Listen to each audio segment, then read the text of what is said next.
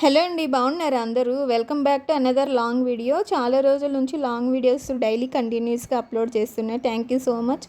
చాలామంది వీడియోస్ చూస్తున్నారు, మంచిగా సపోర్ట్ కూడా చేస్తున్నారు. థ్యాంక్ యూ సో మచ్ అండి.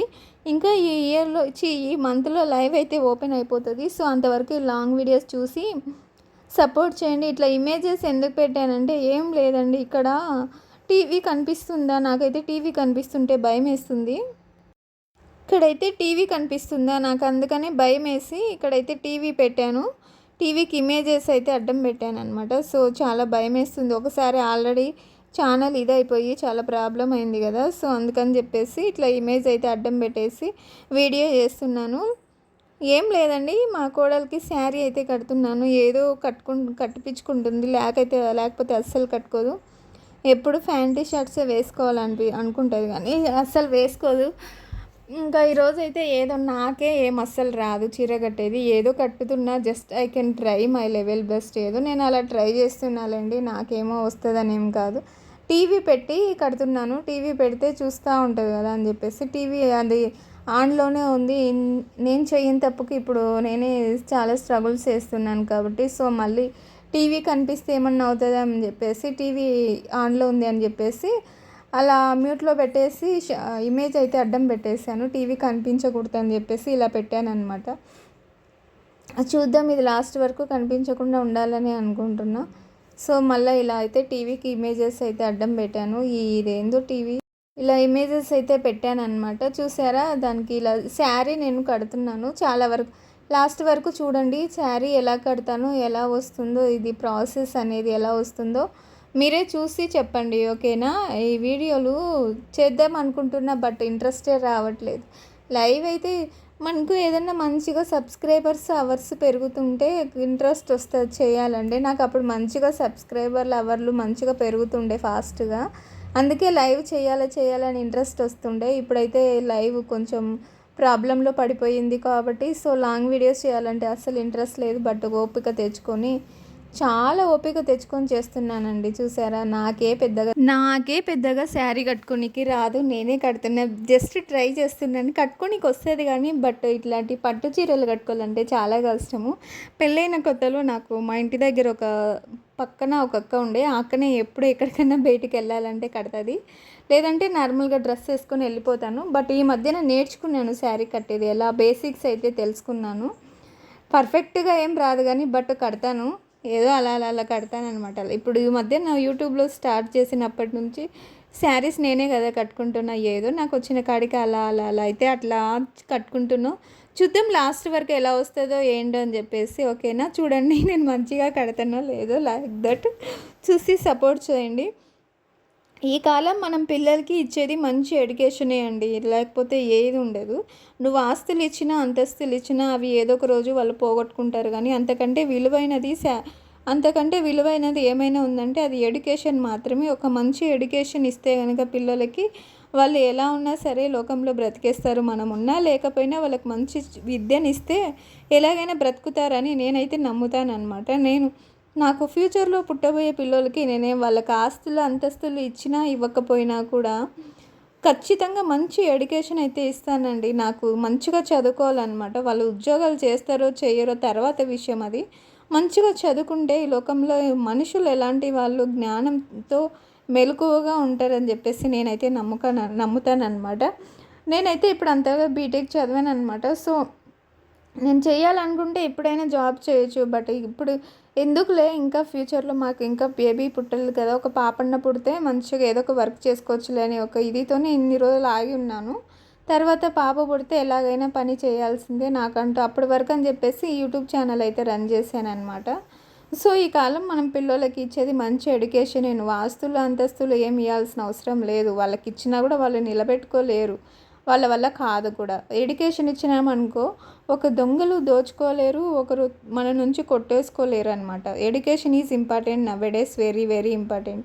అంతెందుకండి, గుడిసెలలో ఉన్న వాళ్ళు కూడా కనీసం మంచి ఇల్లు ఉండదు, మంచి బట్ట ఉండదు, కడుపు నిండా తిండి ఉండదు, అయినా కూడా వాళ్ళ పిల్లలను గవర్నమెంట్ స్కూల్కైనా పర్వాలేదు పంపిస్తున్నారు. ఇక్కడే నేను మా ఇంటికి ఆర్ట్ సైడ్ అవతల చూశాను అనమాట.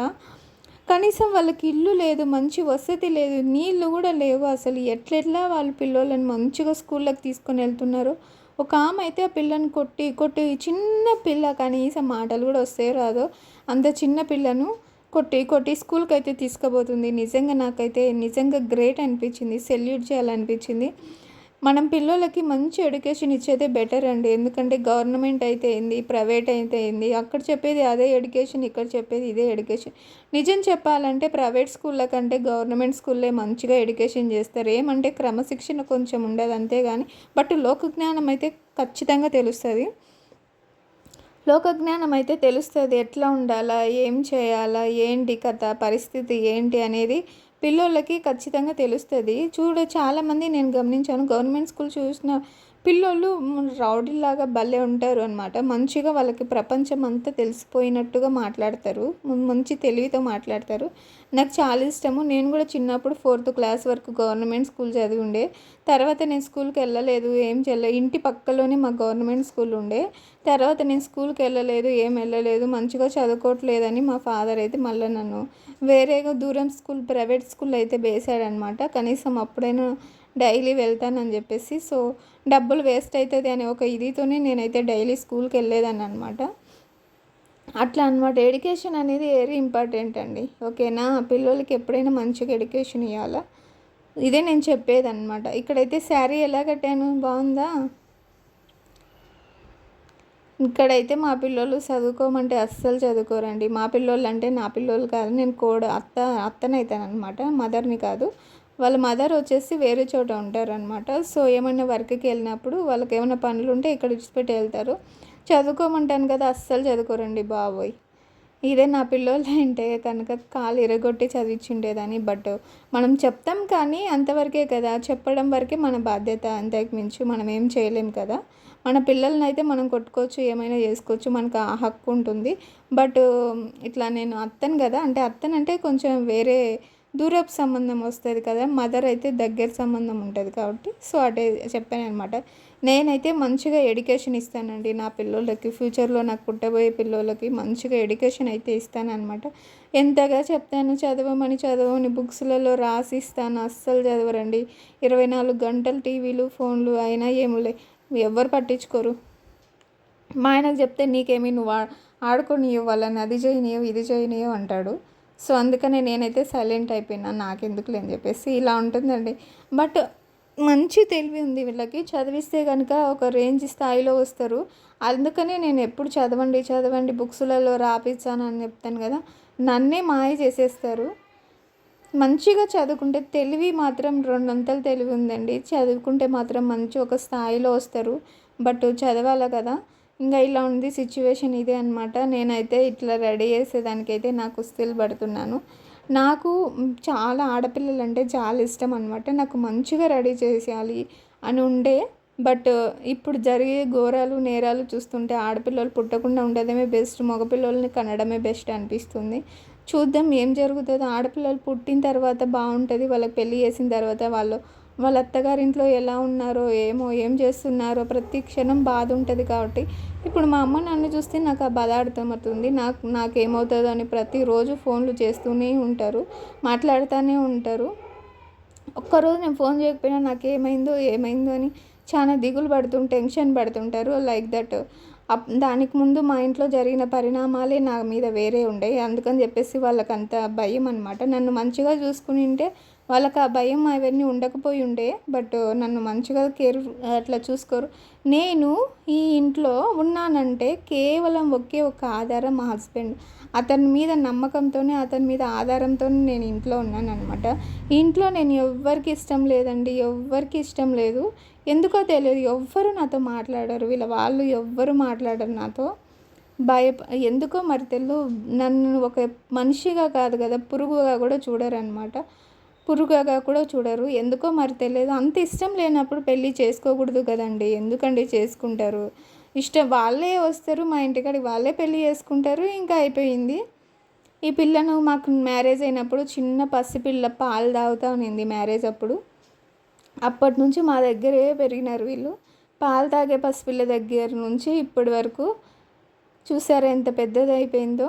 నాకు అబార్షన్స్ కాకపోయింటే నాకు ఇంత ఎత్తు పిల్లలు ఇద్దరు ముగ్గురు ఉండుండే. బట్ ఎందుకో నాకు మేబీ మా ఇంట్లో ఎవరికి నాకు పిల్లలు పుట్టేది ఇష్టం లేకుండే ఏమో. ఇష్టం ఉంటే కనుక ఇట్లా ఎందుకు చేస్తారు చెప్పండి. ఏమోలేండి, ఎలా చెప్పాలో ఏమో తెలియట్లేదు. మొన్న వైష్ణవి సిస్టర్ చనిపోయినప్పటి నుంచి నాకైతే చాలా భయం వేస్తుంది. లైక్ దట్ ఎవరిని బ్లైండ్గా నమ్మాలో కూడా అర్థం కావట్లేదు. సొంత భర్తే అట్లా చేస్తారని అస్సలు అనుకోలేదు కదా. సో వాళ్ళకి అంతమంది ఉన్నా కూడా, అంత బలగం ఉంది, అంత సపోర్ట్ ఉన్నా కూడా ఆ అమ్మాయిని వాళ్ళ ఇంట్లోనే చంపేసి ఎస్కేప్ అయిందంటే అతనికి ఎంత ఇదో అర్థం కావడం లేదు. నిజంగా అమాయకంగా నటించే వాళ్ళని అస్సలు నమ్మకూడదండి ఈ కాలంలో. ఎవరిని నమ్మకూడదు. మన పక్కనే ఉండు, మనతోనే మాట్లాడుతూ మంచిగా ఉండి ఒక్క క్షణంగా రాక్షసుడిగా ఎలా మారారో కదా అతను. నాకైతే చాలా భయం వేసింది. బట్ ఆ సిస్టర్ ఎక్కడున్నా ఆమెకి మంచిగా జరగాలని కోరుకుంటున్నా. ఎందుకో తెలియదు, వాళ్ళ యూట్యూబ్ ఓపెన్ చేస్తే అసలు మొత్తం వాళ్ళ వీడియోసే వస్తున్నాయి. ఎలా రెడీ చేశాను, బాగుందా? మా కోడలు చూసారు ఎంత క్యూట్గా ఉంది. జడ పెంచుకోమంటే పెంచుకోదండి. వాళ్ళ మదర్ అయితే కటింగ్ చేస్తూ ఉంటారు. పెంచుకుంటే ఎంత బాగుంటుంది కదా, 2 జడలు వేసుకొని ఫ్లవర్ పెట్టుకుంటే. ఆడపిల్లకు వచ్చేసి అందం వచ్చేసి జుట్టు అండి. అదండి పరిస్థితి. నేనైతే ఇలా రెడీ చేశాను. ఎలా ఉంది? ఏదో రెడీ చేశానండి. సీర అయితే అస్సలు కట్టినప్పటి నుంచి ఊడిపోతానే ఉంది, అస్సలు లేదనమాట సరిగా. బట్ ఏదో నాకు వచ్చిన ఇది అయితే కొంచెం హాఫ్ శారీ కట్ చేసి, చీరలో హాఫ్ కట్ చేసి కడితే కరెక్ట్గా ఫిట్ అయిపోతుంది. బట్ ఏదో వచ్చిన కాడికి ఇలా మేనేజ్ చేసేయాలండి. ఓకేనా? నాకు ఇట్లా రెడీ చేయడం అంటే చాలా ఇష్టం బేబీ. నా కూతుర్ని కూడా ఇట్లనే రెడీ చేయాలి. బట్ ప్రస్తుతానికైతే కోడల్ని అయితే రెడీ చేశాను. అప్పట్లోపు ఇంకా శారీ బాగా జడ పెంచుకోమంటే పెంచుకోదు. ఎంత బాగుంటుంది కదా 2 జడలు వేసుకొని ఫ్లవర్స్ పెట్టుకుంటే భలే క్యూట్గా ఉంటుంది కదా. సో ఇదండి నా శారీ వ్లాగు. ఏదో నేను నాకు వచ్చిన కాడికి కట్టాను అనమాట. సో ఎప్పటి నుంచో శారీ కడితే ఎట్లుంటుంది చూద్దాం అనుకుంటా ఉన్నాను. బట్ ఈసారి అయితే కట్టాను, బాగుంది. దీని మీద జాకెట్ అయితే సరిగా లేదు, సెట్ కాలేదని చెప్పేసి డ్రెస్ మీద వేసాను అనమాట. సో తనకైతే ఎప్పుడెప్పుడు వదిలేస్తానా, పోయి టీవీ చూసుకోవాలా అని ఉండే. సో నేనైతే ఒక్క నిమిషం వీడియో ఫోటో ఆఫ్ చేసినాక ఇప్పేస్తానని చెప్తున్నాను. బాగుంది కదా ఈ ఫ్లవర్స్ ఇవన్నీ. సో ఇంకా మంచిగా రెడీ చేసుకుని ఈ చీరలో హాఫ్ చీర అంటే బాగుండు.